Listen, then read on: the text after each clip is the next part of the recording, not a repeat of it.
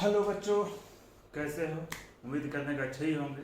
और लगता है क्या, और उम्मीद करते हैं कि आपको जो मैं पढ़ा रहा हूँ वो अच्छे समझ में आ रही होगी और घर पर आप इसको प्रैक्टिस भी करते होंगे। और आज मैं आया हूँ आप लोग नया वीडियो लेकर, जिसमें आपका एक्सरसाइज 1.2 का जो क्वेश्चन मैं पढ़ा रहा था उसमें दो क्वेश्चन का टाइप बचे हुए थे प्रूफ करने के लिए।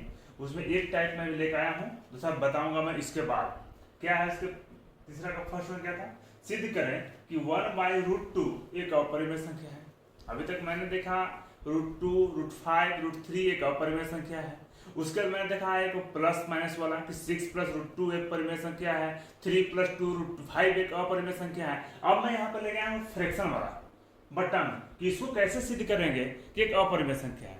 प्रश्न क्या है, सिद्ध करें कि 1/√2 एक अपरिमेय संख्या है। तो ऐसा कि हम लोग पहले से प्रूफ करते आ रहे हैं कि पहला लाइन जो है वो यूनिवर्सल है, उस सब में लिखना ही लिखना है। यहाँ भी सेम चीज लिखना है। क्या लिखना है, इसके विपरीत मान लें कि 1/√2 एक परिमेय संख्या है। अब परिमेय संख्या प्रूफ करता है, हम लोग परिमेय संख्या मानकर चलते हैं। ये पहला लाइन सभी प्रश्नों में लिखना है, ठीक है। लिखने के बाद तो सेकेंड लाइन में क्या लिखते हैं, अर्थात हम सह अभाज्य ऐसी संख्याएं a और b नॉट इक्वल टू 0 ज्ञात कर सकते हैं कि 1/√2 बराबर a/b। अब सहभाज्य माने a और b। सहभाज्य मैंने बताया था, फिर से बताता हूं एक बार। सहभाज्य किसको बोलते हैं, वैसी संख्या वैसी दो संख्या जिसमें एक को छोड़कर और दूसरी कोई संख्या कॉमन ना निकले, उसे बोलते हैं सहभाज्य संख्या, ठीक है।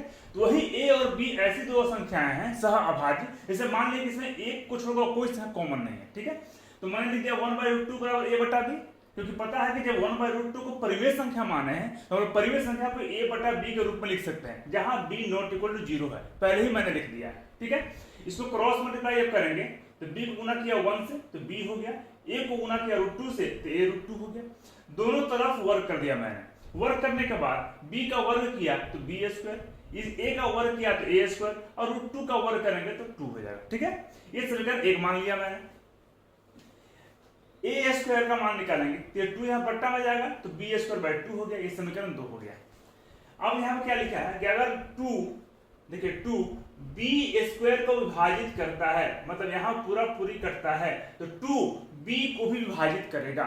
ये आती है पहला क्लास में ही आपको मैंने थ्योरम पढ़ाया था ना कि p कोई अभाज्य संख्या है और p अगर a² को विभाजित करता है तो p a को भी विभाजित करेगा। यहाँ भी वही सेम चीज है, उसी थ्योरम का मैंने यहाँ प्रयोग किया है कि अगर 2 b² को विभाजित करता है तो 2 b को भी विभाजित करेगा, ठीक है। अगला स्टेप क्या आता है, अतः माना b बराबर 2c। अब मैंने खुद से मान लिया कि b बराबर 2c, ठीक है। और इसी b का मान मैंने इस समीकरण 1 में रख दिया। देखिए क्या है, b², तो b के जगह पर 2c माना है, बैठा दिया 2c का स्क्वायर बराबर 2a² था, इसको LT रहने दिया। इसका स्क्वायर करूंगा 2 का स्क्वायर 4 और c का स्क्वायर c² बराबर 2a²।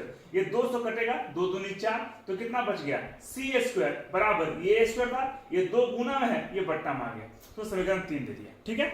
और उसी थ्योरम का प्रयोग करके फिर से मैंने क्या लिखा कि यहाँ पर क्या है कि 2 a² को विभाजित करता है तो 2 a को भी विभाजित करेगा, ठीक है। मैंने लिख दिया।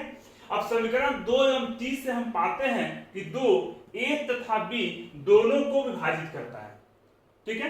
देखिए यहाँ पर 2 किसको, 2 यहाँ पर b को विभाजित कर रहा था और 2 यहाँ पर a को विभाजित कर रहा है, वही मैंने लिख दिया।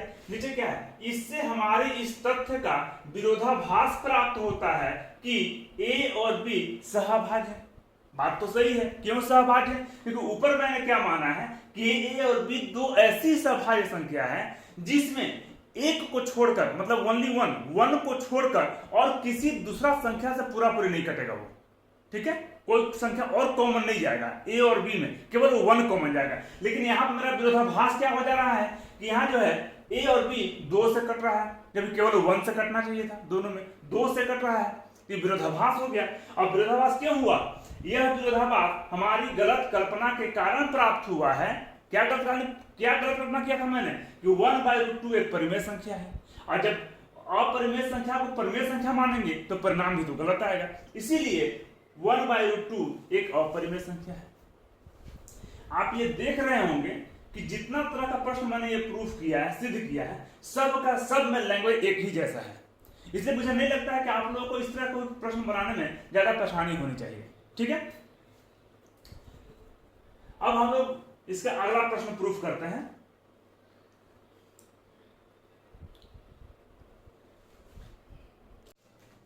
देखिए बच्चों, अभी तो मैंने ये थ्योरम को प्रूफ किया, अब मैं आगे प्रूफ करता हूं इस थ्योरम को।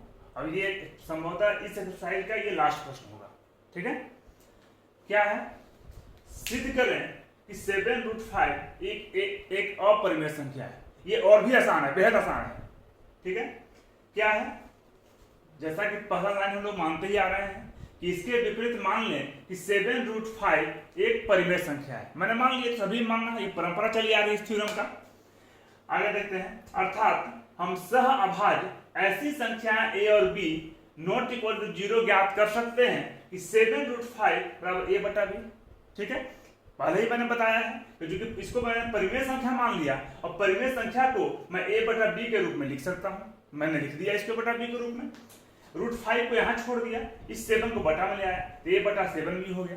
ठीक है, आगे क्या है, चूंकि 3 a और b पूर्णांक है, 3 जो है a और b ये तीनों जो है कोई पूर्णांक है, कोई संख्या है मान लिया। ठीक है, इसलिए a बटा 3 भी एक परिमेय संख्या है। ये जो है मेरा, ये पूरा का पूरा सॉरी,